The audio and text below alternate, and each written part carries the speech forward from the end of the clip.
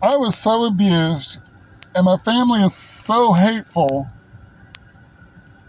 that I'm so desperate for love that I keep mistaking anything that appears to be kind for love. Because I was raised with a family that just doesn't even do that. They don't care about anybody or anything like that. They'll do some religious fakery or whatever, but they will not actually love anybody. They will not take up the cause of anybody suffering or anything like that. So when I see people do that,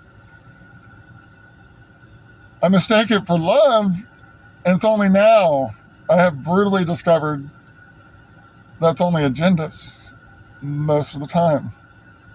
So be it. But here's a pro tip for you haters out there. You have to decide. You're either gonna, if you want to fight, you better start a fight, and you better be open about it and start a fight. You better make your hatred open and stuff like that. You better make the person you're trying to have a fight with mad at you, hate you, or at least just think they need to fight. You got to do that. If you're going to be a perfectly fake coward, even to the point of doing some nice stuff for somebody to keep the wool pulled,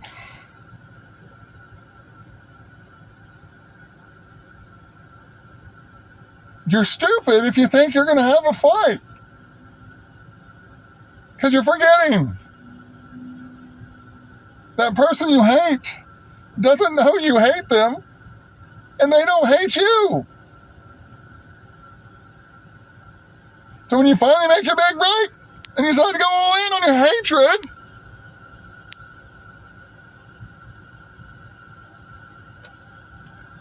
you might hurt them, but they don't hate you. Now later on, your deeds and stuff, now that you're open, I can tell you my ex-wife was good at that. She had the upper hand for a very long time because I spent a long time.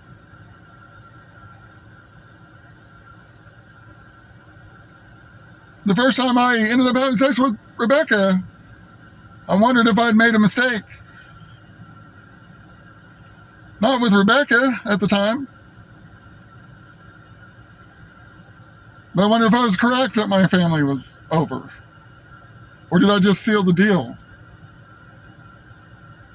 I struggled with that. And I lost the reason why. How is that related? Hang on.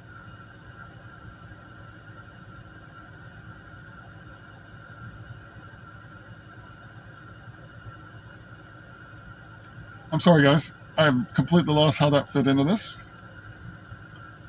Let me just give me a moment. Oh, yeah, let's get back to that.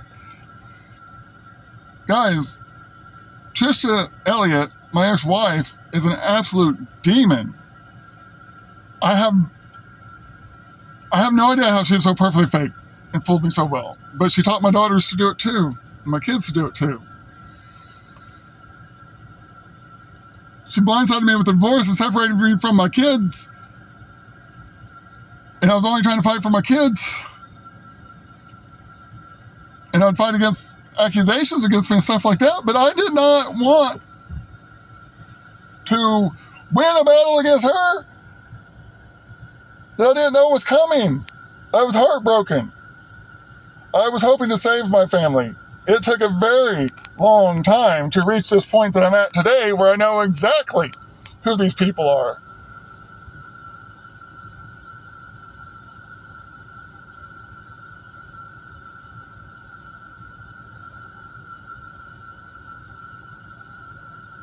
Today,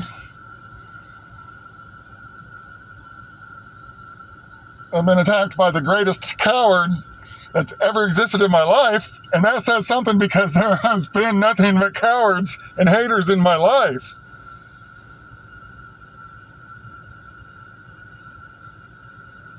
And they did a rug pull on their sheepskin. And they're wanting to fight.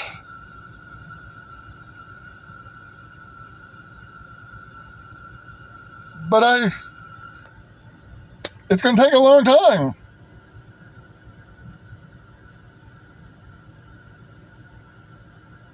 And for it to sink in, and honestly, at this point, even then, I don't fight anymore, guys. I cut toxic people off. I already know it's pointless. Look at my YouTube channel. Look at all my begging. Look at Facebook. Look at the evidence I put up. Look at everything. I have people laugh at what I've suffered just because I appear unhinged to say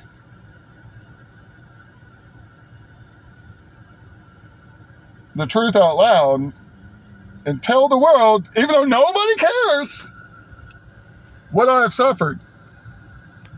They are the ones unhinged. This world is full of people that hate to love, love to hate. This world is full of cowards at best, if they're not haters. Full of just straight up haters. And, of course, people loving money, they're like, oh, yeah, it's the love of money is the root of all evil. But I don't love money. I only turn away from murdered children so that I can make more of it. But I don't love money. We can literally shut this country down, and within weeks, there will be no genocide in Gaza. I promise you. But the American people use the government as a scapegoat.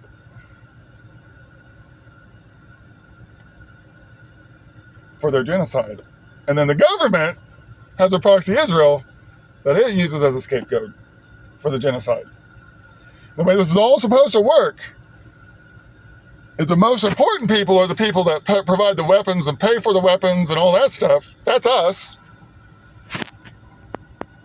So we need to be the safest, so we're across an ocean. The next important people are the ones that are supposed to be using the we're so in danger as their excuse for supporting genocide. That's the Israelis. And they are our human shields, our human decoys, because if Iran, or if anyone tries to defend, and if anyone actually were to oppose this genocide, at worst they wipe out our proxy, but our military-industrial complex and all of our bullshit is still fully intact to regroup and do it again. Everyone's playing their part. That's why I'm saying Americans are genocidal lunatics. Because if you really could not tolerate the torment and death and murder of children, you would stop it or die trying. You certainly wouldn't mind if you came to financial ruin trying to save someone that could not eat a meal or get water to save their life. Not their life. Worse than that. Worse than I know I keep talking about the children.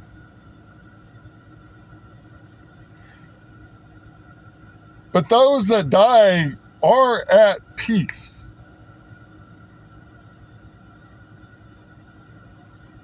I can tell you for a fact, the worst torment that is happening in Gaza is the parents that lose their children.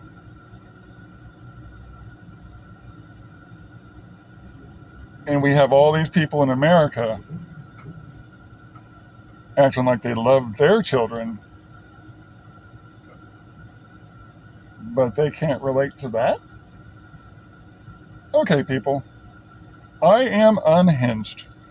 I have just gone batshit crazy for 3 days or whatever to achieve, an attack on everybody else, because everybody else has it so good. I'm just jealous. And I'm just sitting here unwilling to work, and I'd rather go batshit crazy on YouTube and Facebook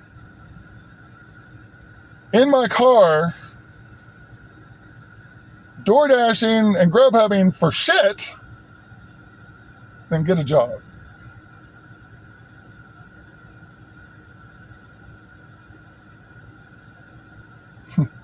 You cannot fix stupid. And nothing, you cannot reason with haters either. That's what I've been saying. All these people falling in line, falling for it, whatever's going on. All the people playing politics, acting like Trump's the problem, and letting his voters and base have a free pass for their wickedness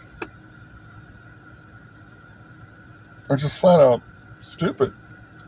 Probably evil. They probably know exactly who they're giving the free pass to or whatever. It's all politics, right? They get to pretend that, oh, these evil people won. That's why we can't stop this terrible stuff that's happening. Darn. Well, secretly they think, I'll make better money if Trump's in charge, and they voted for him, in spite of everything else, right? Were we not, most of us that were somewhat rational, just kind of stunned? He didn't have a big enough base to be electable, and moderates and Democrats and independents and all of that were supposedly concerned about rights and all this other stuff and all this damage that he's going to do. And he got reelected. So, and we're not crying fraud or whatever. There might be more stuff to it. I don't care. Trump is not the problem. He did not elect himself. But give me a moment, because I forgot how I started this. Because I have so many videos, and I really thought mission accomplished stuff. Thought I was going to take a break. Okay, the only reason I'm trying to figure out how I started this, I'm trying to figure out what the appropriate title is. I'm going to call it Mission Accomplished Part 2, guys. Because, because I started off on something, but the whole point of it was to point out that if you hate someone, and you're going to be a coward about it, be two-faced, so you can try to do damage in secret and stuff like that, when you reveal yourself, and then you want that dramatic fight that you're so itching for, they don't have hate in their heart to hit you back with.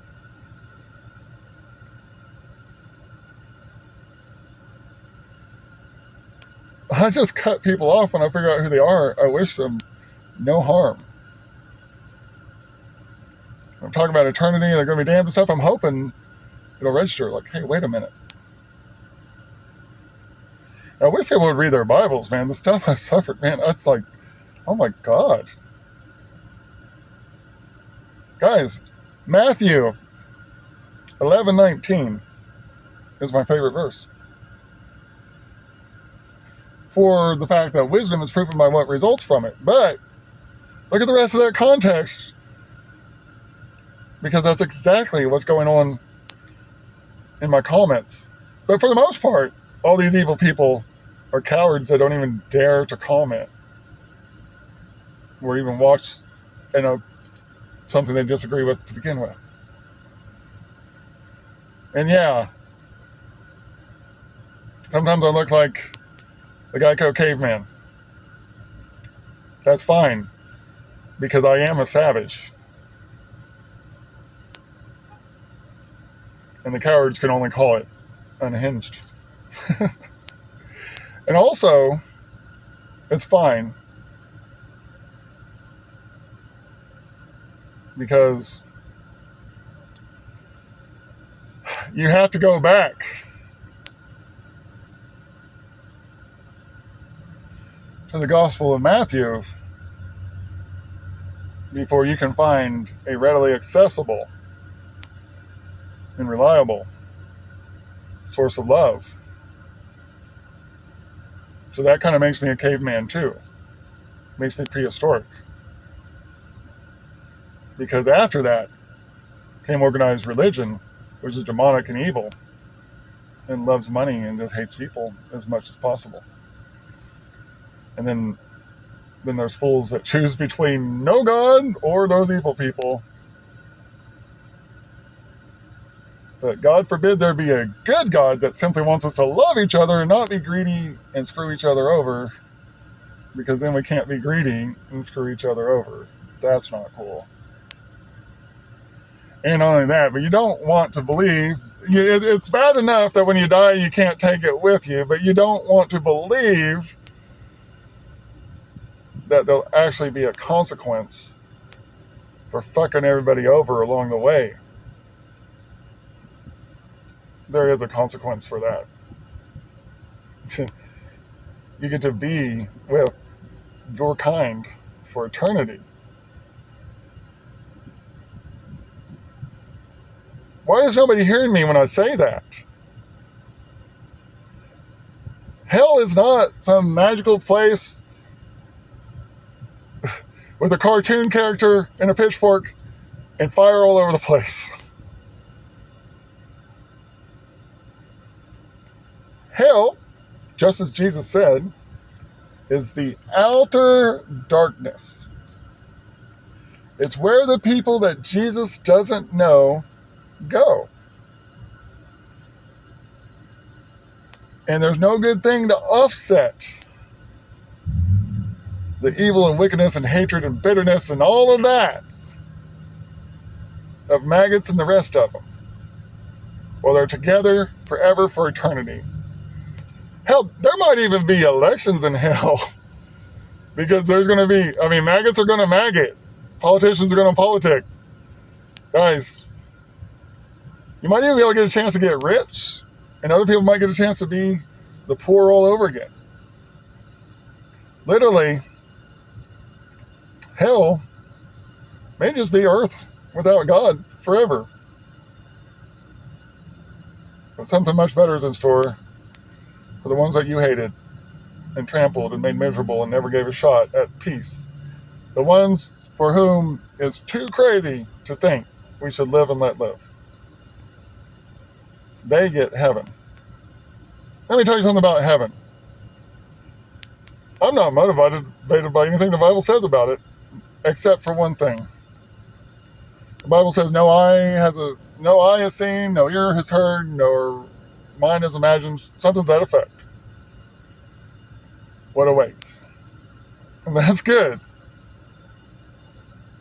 Because I got migraine headaches. The idea of the sunlight blazing all the time and streets of gold to reflect it, it's not an eternity I want. So I don't worry about all the cartoon stuff. I don't worry about everyone's opinion. And I trust God that it's going to be great. That I'm going to finally be rescued. My idea of heaven is a single person that will love me and my son and my other kids.